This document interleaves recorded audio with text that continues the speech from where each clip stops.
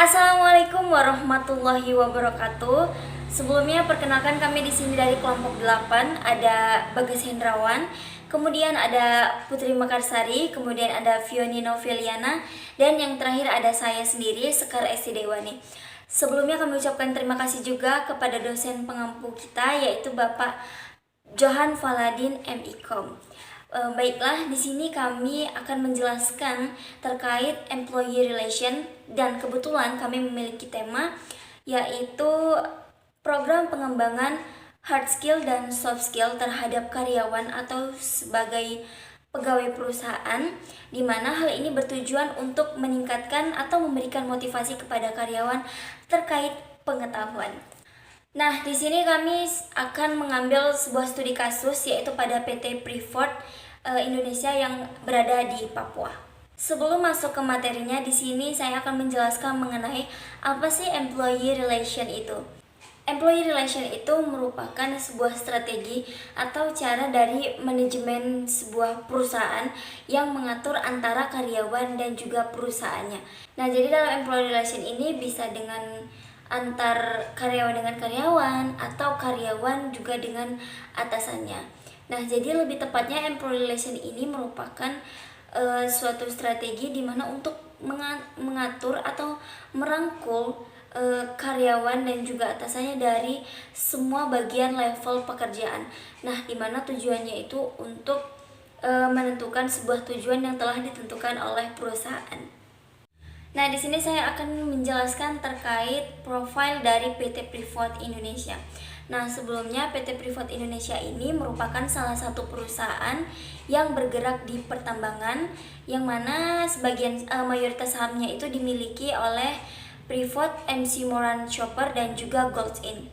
Nah, perlu teman-teman ketahui, salah satu PT Freeport yang ada di Indonesia itu terletak di Papua, tepatnya di dataran tinggi Tembangpura, Mimika, Papua Tengah.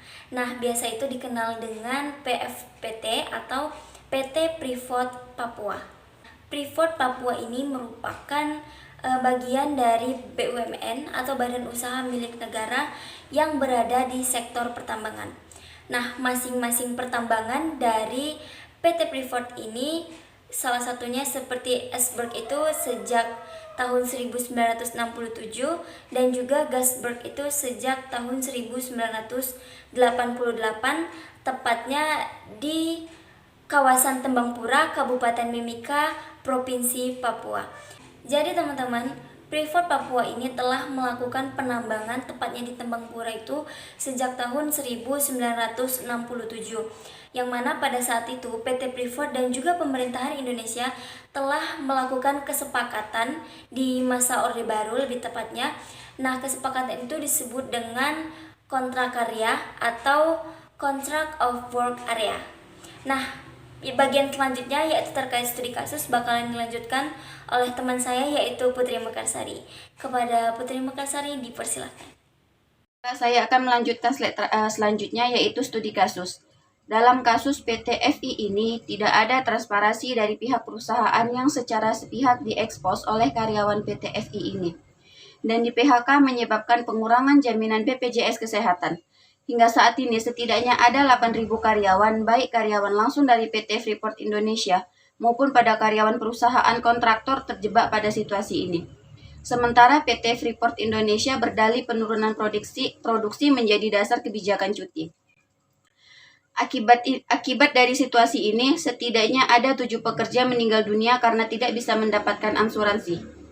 Pasalnya, BPJS memblokir akses layanan bagi karyawan dan keluarganya. Beberapa dari mereka bunuh diri, dan dalam beberapa hari terakhir juga ditemukan satu orang hilang. Masih sedikit informasi tentang kehilangan ini. Menurut manajemen PT FI ini, kebijakan ini merupakan dari karyawan BPJS yang sudah sesuai dengan peraturan perusahaan dan undang-undang ketenagakerjaan. Di mana jika ada karyawan yang tidak datang dalam jangka waktu tertentu dan tidak sesuai dengan reputasi perusahaan, maka hal tersebut dianggap dihentikan. Perusahaan berkoordinasi dengan BPJS untuk menghentikan asuransi kesehatan karyawan. Namun BPJS menyatakan koordinasi antara PT FI dan BPJS dalam penyelesaian status pekerja yang terkena arahan redundansi ketika redundansi tidak berjalan dengan baik. Selanjutnya masalah yang terjadi. Ada 3 faktor, yaitu pertama, Preferred gagal memenuhi kewajiban untuk menjual saham tersebut karena tidak ada klausul dalam perjanjian kerja pada tahun 1991 yang wajib Freeport Indonesia untuk menjual kepada pemerintah Indonesia. Kedua, negosiasi yang dimulai tahun 2014 lalu yang cukup rumit dan tidak aman. Dan yang ketiga, masih belum ada kesepakatan antara pemerintahan Indonesia dan PT FI untuk mengalihkan kerjasama dari kontrak kerja menjadi izin kegiatan produksi. Oleh karena itu, PT FI ini menolak untuk bernegosiasi, berdiskusi, atau mematuhi ketentuan. Assalamualaikum warahmatullahi wabarakatuh. Perkenalkan, saya Bagas Hendrawan. Di sini saya akan melanjutkan pembahasan dari slide selanjutnya dari Saudari Putri. Nah, kalau tadi dari Saudari Putri itu membahas tentang apa itu permasalahannya, nah kalau pada slide saya kali ini saya akan membahas tentang solusi dari permasalahannya dan juga strategi yang akan digunakan untuk kedepannya. Nah, solusi dari permasalahan yang terjadi pada PT Freeport tersebut ada 3, yakni yang pertama adalah mengajak kedua belah pihak untuk melakukan audiensi dan bernegosiasi agar masalah tersebut bisa diselesaikan. Nah, gunanya melakukan diskusi di sini adalah pihak karyawan dan pihak perusahaan mampu menyampaikan kendala-kendala yang terjadi selama menyelesaikan masalah, sehingga tidak adanya miskomunikasi yang terjadi antara kedua belah pihak dan terciptanya suatu solusi dari setiap permasalahan yang ada. Nah, yang kedua adalah menyarankan agar pemerintah tidak bersikap terlalu keras memaksa kehendak pada Freeport tersebut, serta harus hati-hati agar sengketa tidak berlanjut sampai selanjutnya. Kemudian yang ketiga adalah Freeport membuka layanan informasi kepada karyawannya agar tidak terjadinya miskomunikasi. Seperti yang saya sampaikan tadi pada pembahasan slide pada yang pertama adalah menghindarkannya terjadi miskomunikasi. Nah, di sini pihak perusahaan harus lebih membuka lagi tentang adanya informasi-informasi terbaru terhadap karyawan sehingga tidak terjadinya miskomunikasi yang tidak diinginkan. Kemudian kita lanjut ke strategi permasalahan. Nah, di sini strategi permasalahan itu adalah strategi bagaimana agar permasalahan tersebut tidak terjadi berulang-ulang atau berkepanjangan. Nah, dari sini di kelompok kami mendapati 3 strategi, yaitu yang pertama dengan mengadakannya evaluasi ketenaga kerjaan. Nah, di sini gunanya adalah menyaring atau menyampaikan dan menerima masukan-masukan dari evaluasi para karyawan yang ada, sehingga memperkecil setiap masalah yang akan mendatang. Kemudian yang kedua adalah meningkatkan SOP karyawan. Nah, sesuai dengan permasalahannya tadi, di sini adalah permasalahan tentang jaminan keamanan kesehatan. Nah, di sini kedepannya lagi PT Freeport harus meningkatkan SOP karyawan agar karyawan merasa aman serta merasa nyaman bekerja. Kemudian yang ketiga adalah perusahaan harus memperhatikan karyawannya yang bertujuan untuk memotivasi kinerja karyawan agar lebih semangat dalam unsur knowledge. Nah, di sini maksudnya adalah perusahaan harus memperhatikan lagi kinerja karyawan tadi sebagaimana yang disampaikan pada poin pertama. Tapi yang dimaksudkan poin ketiga ini adalah dengan tujuan agar lebih memotivasi karyawan atau lebih meningkatkan lagi semangat karyawan dalam bekerja. Oke, selanjutnya adalah program pengembangan dan peningkatan skill hard dan soft sebagai bentuk upaya perusahaan memperhatikan karyawan yang bertujuan memotivasi kerja agar lebih semangat dalam unsur knowledge tadi. Yang pertama itu adalah PT Freeport meningkatkan program jaminan keselamatan kerja. Yang kedua adalah memberikan edukasi kepada karyawan.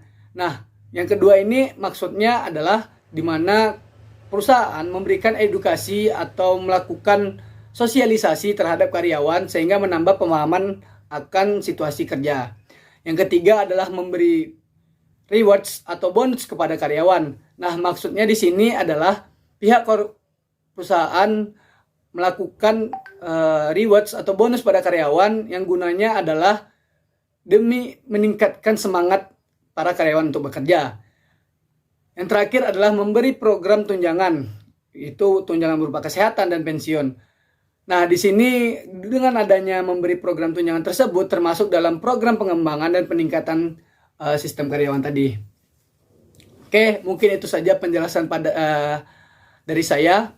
Untuk selanjutnya saya serahkan kepada rekan saya yang akan menjelaskan. Saya ucapkan terima kasih. Saya akhiri. Wassalamualaikum warahmatullahi wabarakatuh.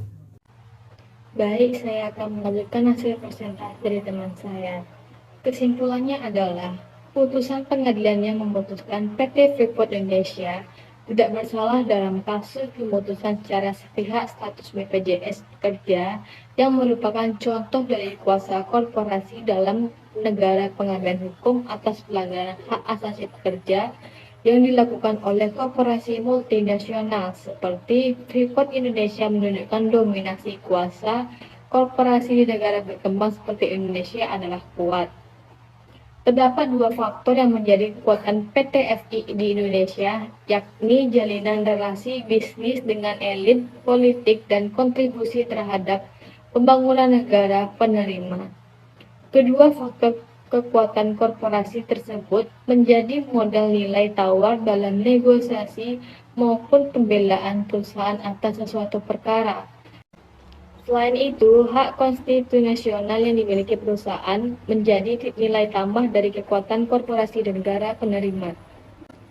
Korporasi menggunakan kekuatan dan hak konstitusional yang dimiliki untuk membela diri dari dugaan pelanggaran hak asasi pekerja dan terhindar dari dakwaan. Pada kasus ini, seharusnya PT Freeport Indonesia mematuhi kebijakan hak asasi manusia perusahaannya. Dalam kebijakan hak asasi manusia, pengusahaan Freeport, perusahaan yang memiliki tanggung jawab untuk memperbaiki dampak buruk yang telah terbukti pada individu, pekerja, dan masyarakat yang disebabkan oleh kontribusi oleh operasinya. Selain itu, juga PT Freeport Indonesia harus melaksanakan komitmennya memastikan perlakuan dan kondisi kerja yang adil bagi karyawan termasuk hak atas kebebasan berserikat dan perlindungan bersama. Baiklah, sekian presentasi dari kelompok 8. Jika ada salah kata, kami mohon maaf. Wabillahi taufiq wal hidayah. Wassalamualaikum warahmatullahi wabarakatuh.